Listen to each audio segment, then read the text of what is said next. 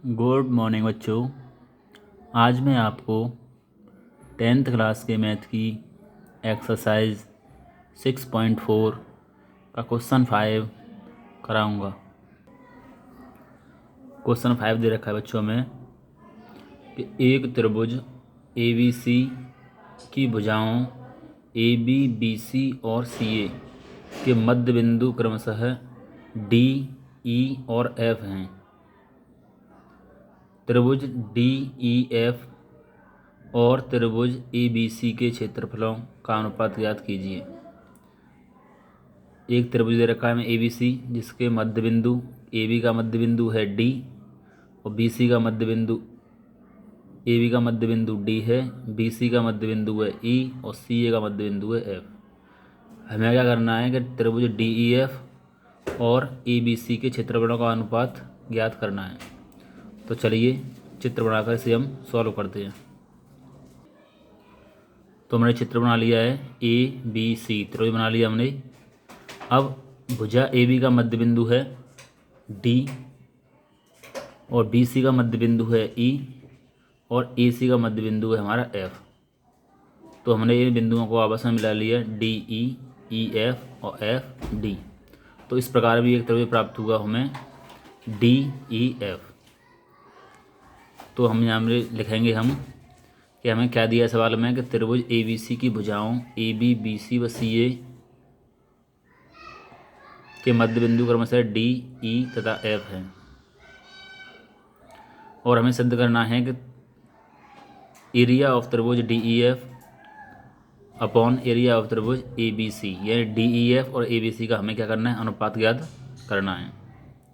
तो हम लिखेंगे, उत्पत्ति करेंगे हम, क्योंकि हमें त्रिभुज में दे रखा है कि D जो है AB का मध्य बिंदु है। तो लिखेंगे चूंकि DAB तथा EBC का मध्य बिंदु है। D जो है AB का मध्य बिंदु है और EBC का मध्य बिंदु है, इसलिए जो है DE समांतर हो जाएगा AC के, क्योंकि जो D है AB का मध्य बिंदु और EBC का मध्य बिंदु है, इसलिए DE समांतर हो जाएगा AC के। जब DE समांतर है AC के, इसका मतलब ये हुआ कि जो DE है वो AC के आधे के बराबर होगा। तो यहाँ लिख देंगे हम DE किसके बराबर है, AC के आधे के। किससे, मध्य बिंदु प्रमेय से।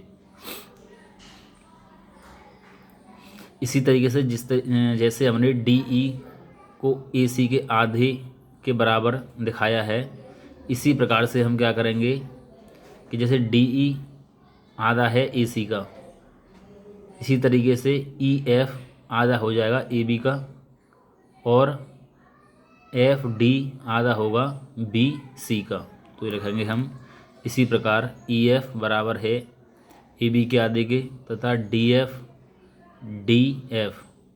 बराबर है BC के आधे के, BC के आधे के।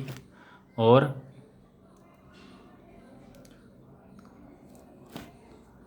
त्रिभुज ABC व DEF में अब यहाँ पे हम क्या करेंगे कि EF को AB के नीचे लेके आएंगे।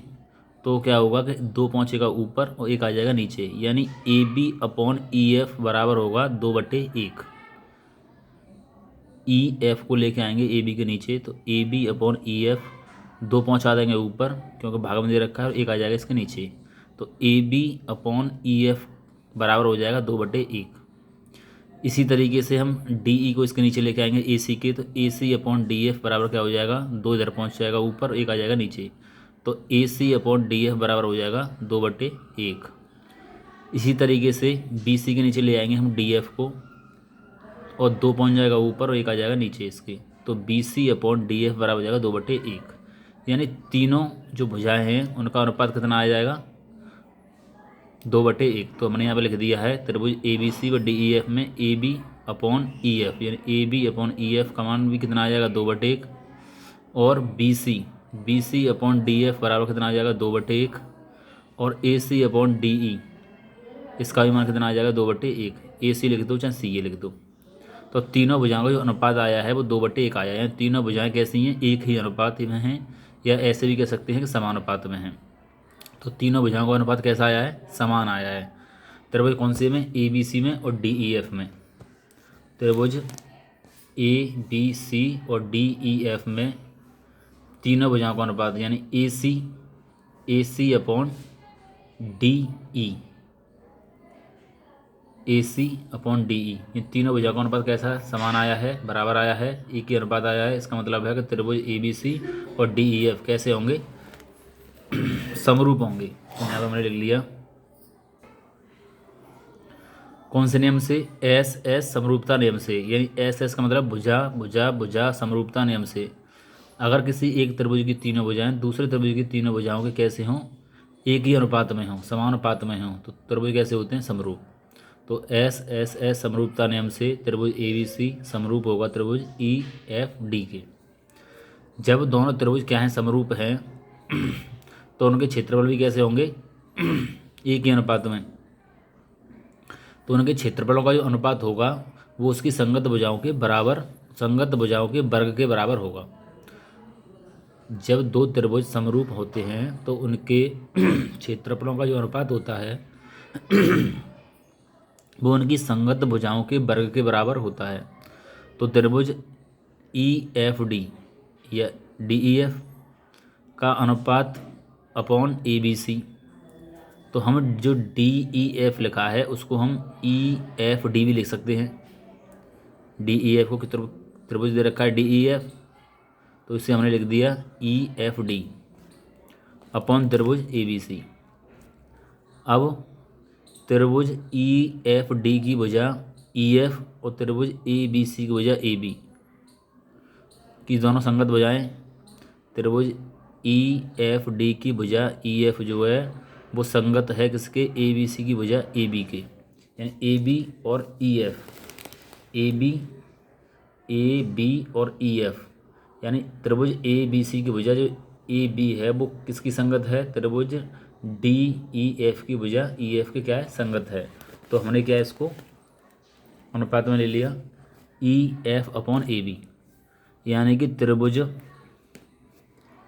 ई एफ डी अपॉन त्रिभुज एरिया ऑफ त्रिभुज E F D upon area of त्रिभुज ए बी सी किसके बराबर है? E F upon A B के वर्ग के बराबर है। अब E F upon A B का अनुपात कितना है? 1/2। ए बी जो है ई एफ की कितनी है? दुगनी है। ई एफ जो है ए बी जो है ई एफ की क्या है? दुगनी है। तो हमने लिख लिया ई एफ का 1 भाग और ए बी क्या है? ए बी का दुगना है, तो 1/2। अब 1/2 का हम वर्ग करेंगे तो 1 का वर्ग हो जाएगा 1 और 2 का वर्ग कितना हो जाएगा? 4। यहाँ से भी हम निकाल सकते हैं E F upon A B, E F upon A B, यानी ई एफ के नीचे हम इधर ए बी ले आएंगे तो E F upon A B इधर आ जाएगा, तो हमारा कितना हो जाएगा? 1/2 बचेगा, यानी ई एफ इधर रखा है, ए बी को इसके नीचे ले जाएंगे तो E F upon A B कितना हो जाएगा? 1/2। तो हमने E F upon A B का मैंने कितना लिख दिया? 1/2। इसका भी वर्ग करेंगे तो 1 का वर्ग 1 हो जाएगा, 2 का वर्ग कितना हो जाएगा? 4। तो अनुपात आ गया 1/4। और यही हमें पूछा था किसका? त्रिभुज का डी ई एफ और ए बी सी का अनुपात पूछा था। तो हमारे D E F upon A B C का अनुपात कितना आ गया? 1/4। तो बच्चों ये सवाल कंप्लीट हुआ। इस सवाल को अपनी नोटबुक में नोट कर लें और इसका रिवीजन करें। ओके बच्चों, धन्यवाद।